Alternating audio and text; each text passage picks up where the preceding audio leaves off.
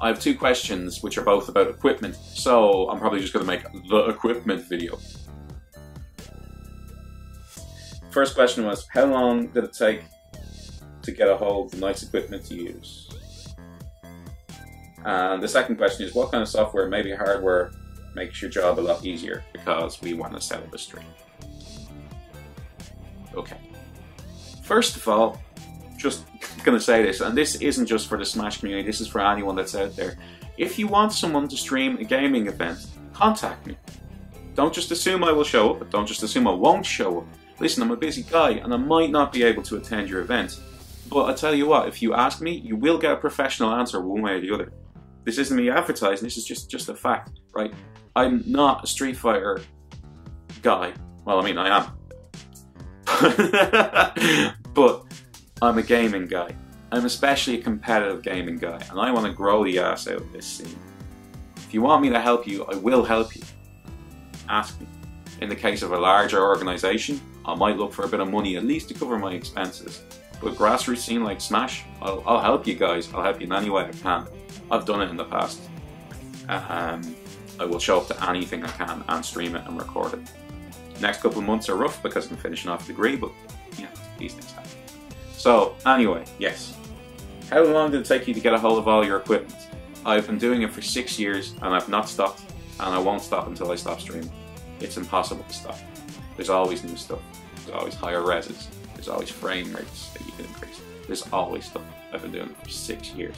I've probably spent 10 grand, my money, over those 6 years on this. It's my hobby. It's my passion, recording this stuff. So, yeah. That said, coming to the second question, you don't need to spend that much money in order to get a stream working. There's several core components that you need to get it working. Firstly, you need a capture device. I'm going to do the hardware first. You need a capture device. So I'm currently using a device called Naver Media LGX, which can capture 1080p at 60 frames per second. So that's a USB 3 device. That's what I consider, it's good, high quality. That'll do big. That's grand. You don't need to do that. You could get Naver Media LGP. You're probably gonna have to pause this and unpause it every now and then to get all these 3-letter acronyms and everything. Naver Media LGP, Live Gamer Portable. I think you can get it for roughly 120 to 140 euro.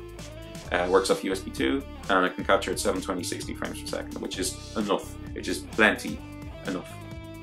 There are stuff I do and don't like about the LGP, but on average I think it's probably the best low-cost device for recording. So that's the actual device that does the recording, that connects to your computer.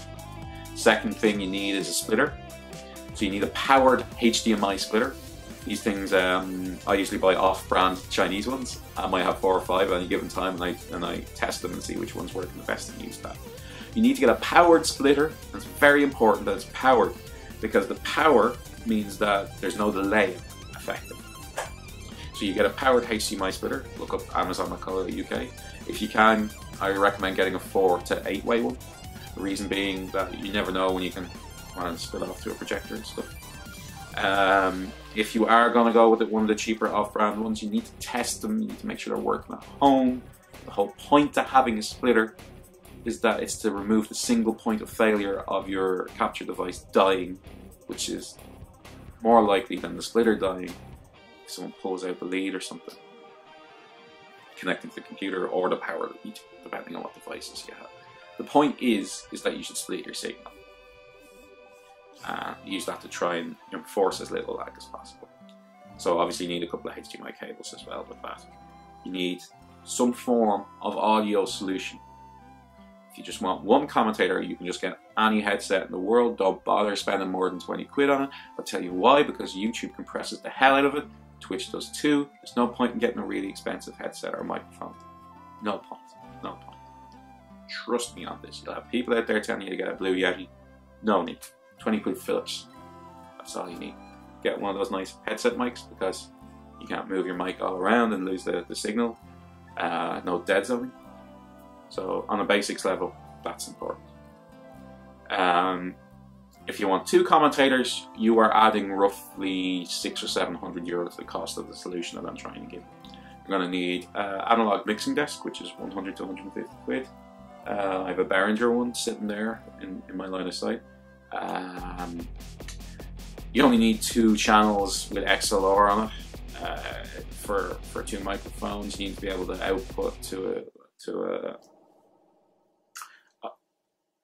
yeah, okay. You don't want it to be USB, you want it to be outputting analog and heading into your microphone mic on your computer. That saves in USB bandwidth, which is very useful for any cameras or anything else. With that, you're introducing another problem with your microphones, which means you need XLR microphones. Now, you can buy XLR microphones for 30 quid each, but you're going to introduce problems with them. I might just grab one to show you what I'm talking about.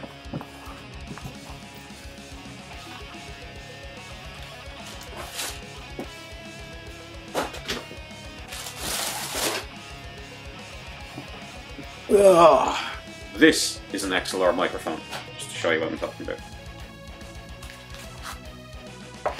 Those connections there, that's what XLR looks like that when you hear people saying XLR. It's to do with the power that goes into the microphone.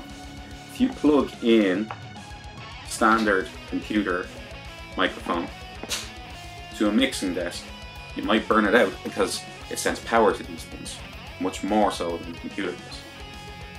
Right, so this is your cheapest solution for getting 2 people commentating on a fighting game match through an analog desk. Right, there's problems with using these, but the headsets that I have cost 400 euro each. So getting 2 of them is not an immediate solution, so you will likely want to use 2 of these for a while. Problem with using these is people like to do this when they talk.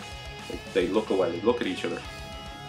With the headsets, it'll move with your head. So that's problem number 1. You need to look after that. Problem number 2 is people like to hold microphones like this. People don't know how to use microphones at all. First of all, you hold it like this. Give a little bit of room, talk into the microphone. And people I know hold them like it's an ice cream. Right. Chocolate. Right. The big problem is that people watch too many metal videos and hold the microphone like that, cupping the mic. Talk into it like that. Don't do that. Hold it down here. Alright? Very specific reason for that. Or even here, wherever's comfy, but not up here. Around here, there's a ring of sensors called a dead zone. What that does is, when you're holding your microphone, talking into it, these sensors here pick in the sound coming from the room, and they tell the microphone, do not replicate that sound. That's white noise. It doesn't count. Just pick up the sound from the top level. So when people do this, you're killing the dead zone and you're decreasing your quality by a lot. So that's really, really important, and not many people seem to get that, okay? So that is a good, proper pro tip from a streamer for you there. So you need 2 of them. Cheap and cheerful. You can pick them up for about 30 quid off thomann.de, THOMANN, which is probably your best place for any of this audio stuff. You'll get a mixing desk for 150 quid there. And of course you need the cables. There's about 30 quid's worth of cables outside the bottom of this too. That's the bare minimum. With all that gear, you can get a stream up and running. I mean, when I'm doing the stream at home, that's what I do. Like I don't break out all the malarkey. I just use that kind of stuff. Software wise, you'll need, depends on the device you buy ultimately. There's 2 streaming solutions that everyone uses these days. There's 3 if you include Mac. There's XSplit and there's OBS. Okay. Over the years, I've gone back and forth on whether I use OBS or XSplit. Obviously, OBS is free, so that's the better solution for most people, being honest, because most people don't have money to throw away on all this gear, and you know, you got to appreciate that. XSplit sometimes has significantly better features than OBS, but has a bigger imprint. So for me personally, who has an XSplit license, I go back and forth which one I want to use. I see what's best for whatever stream I'm doing at that given time. At the moment, I'm quite happy with XSplit. Quite happy with it. If you have a Mac, there's Wirecast. That's extremely, insanely expensive, so that's not going to be an option for the vast majority, to be honest.